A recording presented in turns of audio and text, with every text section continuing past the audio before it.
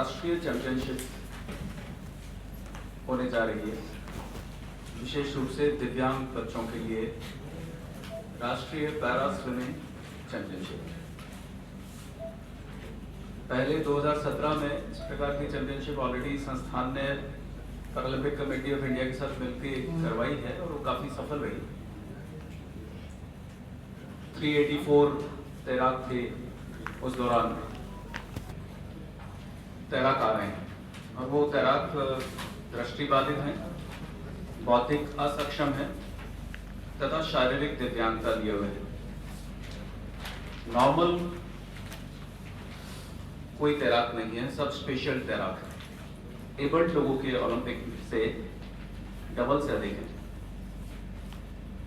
तो इस प्रकार की चैंपियनशिप से दिव्यांग बच्चों का हौसला बढ़ता है, उनके अंदर जो पीड़ा होती है बचपन से लेकर बड़े होने तक, उन्हें कई कई नामों से पुकार कर प्रताड़ित किया जाता है। जब वो खेल से जुड़ते हैं तो उनमें उत्साह का संचार होता है, उनके अंदर की जो हीन भावना है वो खत्म होती है और वो मजबूत इरादों से आगे बढ़ते हैं। अगर वो गोल्ड मेडल जीत लेते हैं और उन्हें अप्रिसिएशन मिलता है किसी भी प्रकार का मेडल जीतने पर, तो वो जो बोल नहीं पाता बच्चा वो बोलने लगता है। जहाँ भी स्पोर्ट्स के आयोजन होते हैं वहाँ रुचि रहती है और इस आयोजन के पीछे भी हमारा उद्देश्य यही है कि दिव्यांग बच्चों की ऑपरेशन से चिकित्सा करना या उन्हें वोकेशनल ट्रेनिंग देना, उनकी मैरिजेस कराना। लेकिन एक क्षेत्र छूटा हुआ था खेल का, और इस क्षेत्र को मुझे विदित है कि इस क्षेत्र की दिव्यांगों के जीवन में कितनी ज्यादा महत्ता है।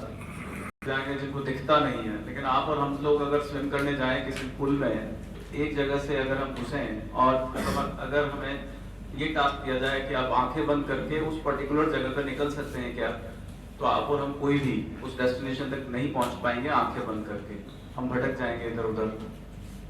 लेकिन जो हमारे दृष्टिबाधित पैरा तैराक हैं वो बिना आंखों के डेस्टिनेशन पर पहुंचते हैं और भटकते नहीं हैं।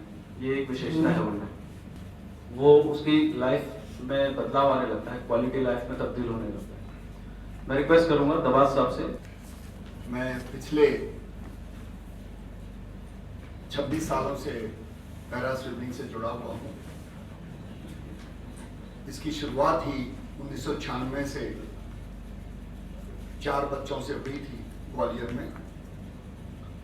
वहाँ एक संस्था है लक्ष्मीबाई राष्ट्रीय शारीरिक शिक्षण महाविद्यालय, अभी वो इंस्टीट्यूट हो गया है, डीम्ड यूनिवर्सिटी है।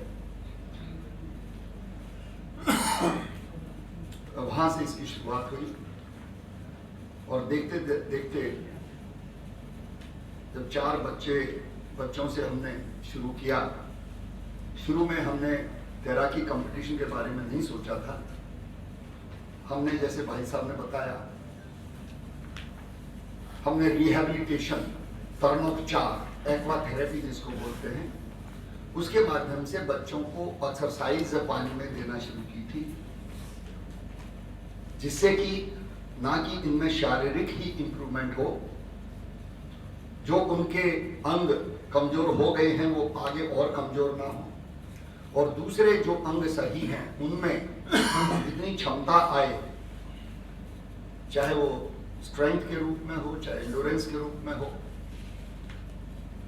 कि वो खुद अपना काम स्वयं कर सके। और 400 खिलाड़ियों के साथ करीब 175 उनके एस्कॉर्ट्स, उनके कोचेस, उनके ऑफिशियल्स, कईयों के पेरेंट्स साथ में आए हैं। तो करीब करीब मेरे ख्याल में 550-600 गेस्ट यहाँ उदयपुर में आ चुके हैं और कुछ आ रहे हैं। कल सुबह भी कुछ, कल सुबह 10 बजे से लेकर शाम 5 बजे तक मेडिकल क्लासिफिकेशन होगा। देखिए, वर्गीकरण करते हैं खिलाड़ियों का, उनको अलग अलग क्लास में बांटते हैं। इसमें ये लिखा हुआ है खिलाड़ी की दिव्यांगता कम है, किसी की ज्यादा है, किसी का आधा हाथ कटा है, किसी का पूरा कटा है, किसी के दोनों कटे हैं, किसी का एक टांग नहीं है, किसी की दोनों नहीं है, किसी को रीढ़ की हड्डी से ही दिक्कत है, यहाँ से नीचे सेंस ही नहीं है बॉडी में। तो शारीरिक जो दिव्यांग हैं उनकी 10 क्लास हैं, S1 से लेकर S10 तक। तो स्पोर्ट्स में आपको खेलों में सशक्तिकरण जो आर्थिक रूप से मिलता है, ये विशेष बात है।